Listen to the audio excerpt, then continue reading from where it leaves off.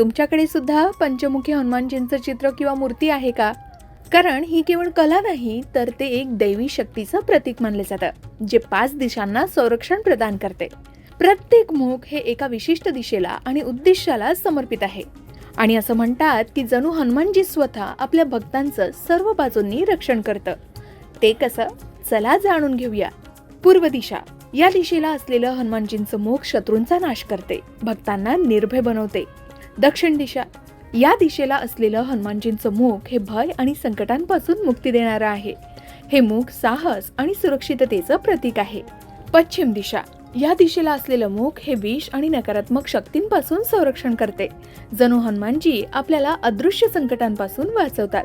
उत्तर दिशा. या दिशेला असलेलं हनुमानजींचं मुख समृद्धी आणि धनप्राप्तीचे आशीर्वाद देते, ज्यामुळे जीवनात स्थैर्य येतं. आणि ऊर्ध्व दिशा. या दिशेला असलेलं हनुमानजींचं मुख हे विद्या, बुद्धी आणि आध्यात्मिक उन्नतीचं प्रतीक आहे, जे आत्म्याला उंचावते आणि प्रेरणा देते. या 5 मुखांतून प्रक्षेपित होणारी ऊर्जा ही घराला आणि कुटुंबाला सर्व प्रकारच्या नकारात्मक शक्तींपासून वाचवते.